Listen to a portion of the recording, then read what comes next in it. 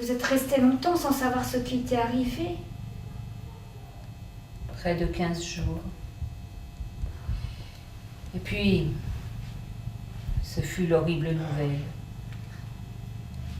Louis avait été fusillé dans les fossés de Vincennes après un simulacre de procès.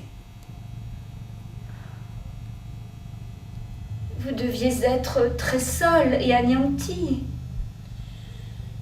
J'écrivis à mon amie, la comtesse d'Écuvilly.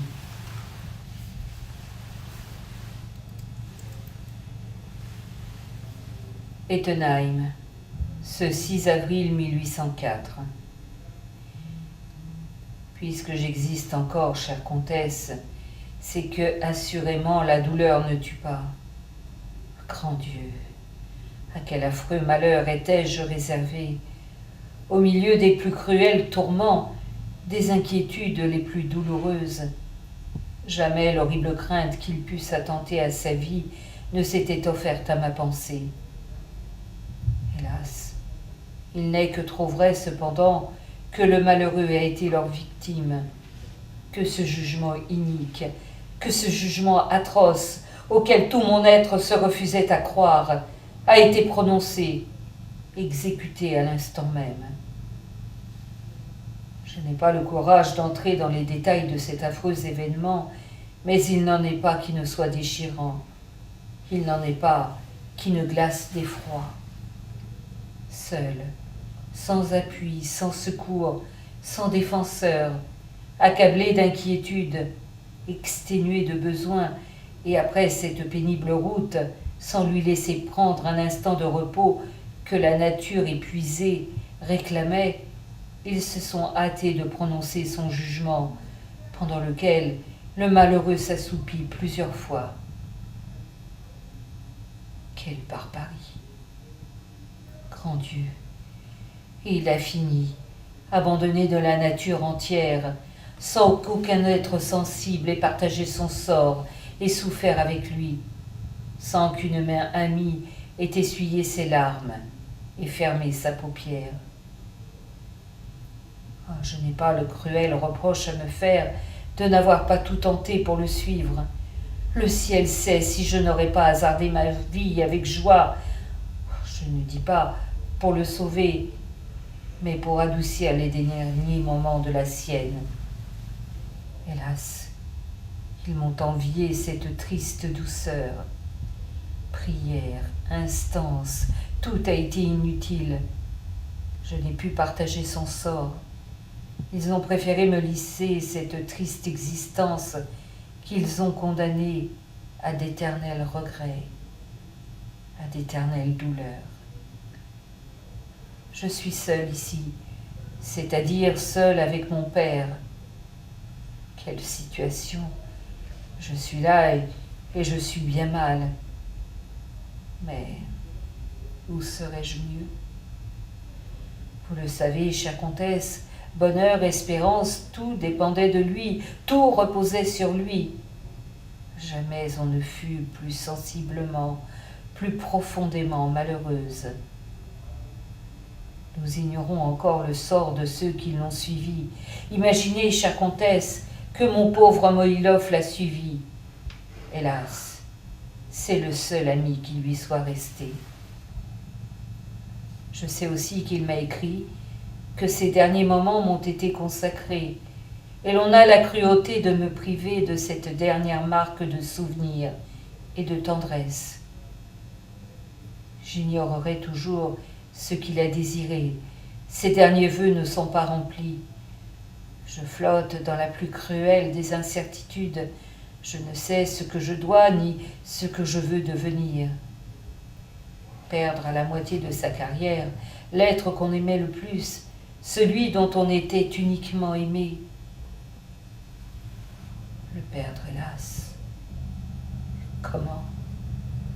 Oh, mon ami, que de détails déchirants, que de circonstances cruelles, que de malheurs qui ajoutent encore à cet affreux malheur. Que de reproches n'ai-je pas à me faire? S'il ne m'avait pas aimé, il ne serait pas venu ici, et il n'aurait pas quitté ses parents. et il existerait encore. Est-il possible que moi qui l'aimais tant, j'ai pu troubler sa vie, peut-être hâter sa fin? Et combien cette pensée pèse sur mon cœur. Il y a 37 ans que j'ai écrit cette lettre. Et voyez-vous, mes amis, ces incertitudes et ces regrets me taraudent toujours. Le chagrin et la douleur sont là, tapis au fond de mon cœur, ravivant sans cesse mes blessures. Je me réfugie toujours plus dans le souvenir.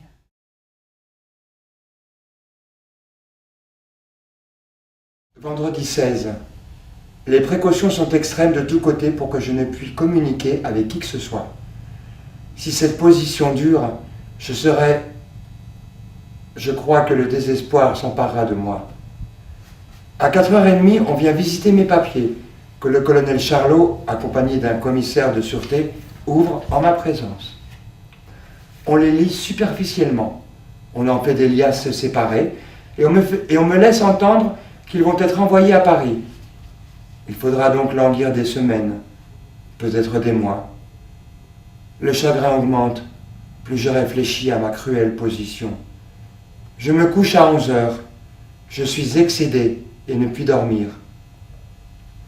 Samedi 17. Je ne sais rien de ma lettre. Je tremble pour la santé de la princesse. Un mot de ma main la réparerait. Je suis bien malheureux. On vient me faire signer le procès-verbal de l'ouverture de mes papiers. Je demande et obtiens d'y ajouter une note explicative pour prouver que je n'ai jamais eu d'autres intentions que de servir et faire la guerre. Le soir, on me dit que j'aurai la permission de me promener dans le jardin, même dans la cour, avec l'officier de garde, ainsi que mes compagnons d'infortune, et que mes papiers sont partis pour Paris par courrier extraordinaire. Je soupe et me couche plus content. Dimanche 18. On vient m'enlever à 1h30 du matin. On ne me laisse que le temps de m'habiller. J'embrasse mes malheureux compagnons, mes gens. Je pars seul avec 2 officiers de gendarmerie. Je trouve une voiture avec 6 chevaux de poste sur la place de l'église. On me campe dedans. Le lieutenant Petermann monte à côté de moi. Le maréchal des logis Wittersdorf sur le siège. 2 gendarmes. Un dedans, l'autre dehors. Ce sont les derniers mots qu'il écrivit dans son journal. Philippe, rangez-le dans le coffret, avec le journal du lieutenant Schmidt.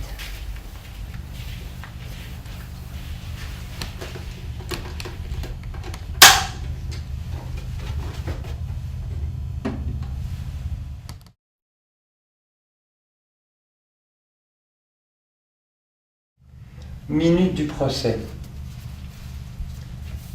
Aujourd'hui, le 30 Ventose, en 12 de la République.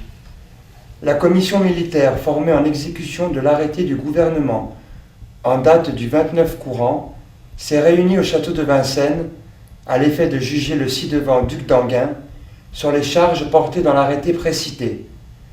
Le président a fait amener le prévenu libre et sans faire et a ordonné au capitaine rapporteur de donner connaissance des pièces, tant à charge qu'à décharge, au nombre d'une. Après lui avoir donné lecture de l'arrêté susdit, le président lui a fait les questions suivantes. Vos noms, prénoms, âge et lieu de naissance. A répondu se nommer Louis Antoine-Henri de Bourbon, duc d'Enghien, 32 ans, né à Chantilly le 2 août 1772. A lui demander s'il a pris les armes contre la France.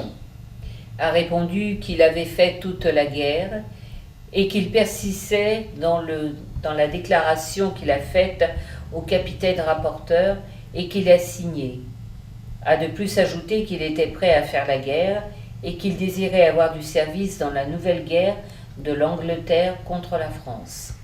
A lui demander s'il était encore à la charge de l'Angleterre. A répondu que oui, qu'il recevait par mois 150 guinées de cette puissance. La commission, après avoir fait donner au prévenu lecture de ces déclarations par l'organe de son président et lui avoir demandé s'il avait quelque chose à ajouter dans ses moyens de défense, il a répondu n'avoir rien à dire de plus et y persister. Le président a fait retirer l'accusé. Le conseil, délibérant à huis clos, le président a recueilli les voix, en commençant par le plus jeune en grade. Le président ayant émis son opinion le dernier, l'unanimité des voix l'a déclaré coupable et lui a appliqué l'article de la loi du, ainsi conçu, et en conséquence, l'a condamné à la peine de mort. Ordonne que le présent jugement sera exécuté de suite après en avoir donné lecture au condamné. Fait clos et jugé sans désemparer à Vincennes, les jours, mois, et en que dessus.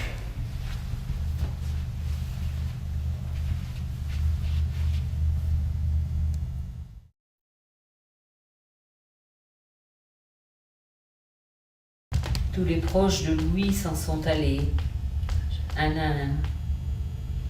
Son grand-père, le vieux lion, en 1818, son père, le duc de Bourbon, en 1830. Ma belle-mère, la duchesse de Bourbon, la tante de Louis, la princesse Louise de Condé et moi étions unis dans le deuil, essayant de nous réconforter. Mais pour sécher les larmes d'un intime, pour endormir la souffrance d'autrui, il ne suffit pas d'aimer. Il faut avoir passé par ce terrible apprentissage de la douleur. Il faut avoir pleuré. C'est mon tour maintenant. Madame, Oh non, Sophie, il n'est que temps. Je sais que je ne pourrai jamais reposer auprès de lui. Non. C'est auprès de mon frère Jules, que les révolutionnaires ont guillotiné, que je veux reposer au cimetière de Picpus, sous une simple pierre. Nous allons vous laisser vous reposer. Nous reviendrons demain. Oui, c'est cela, mes amis. Demain.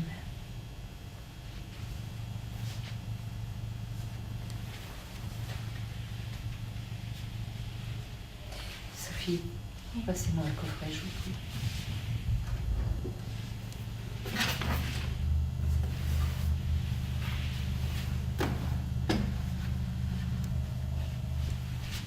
Merci, ma chère. Reprenez vos oiseaux.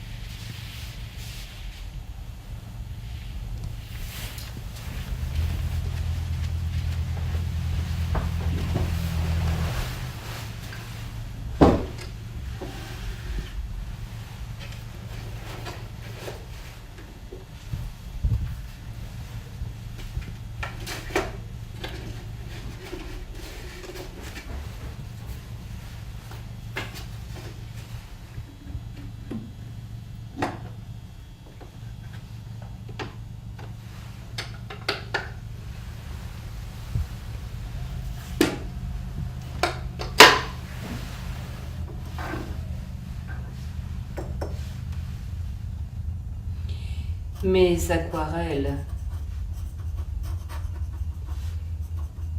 et le portrait du duc d'Enghien que j'ai fait au pastel doivent être remis à la comtesse Sophie Fouché, dont la tendre sollicitude fut un réconfort pour moi toutes ces dernières années.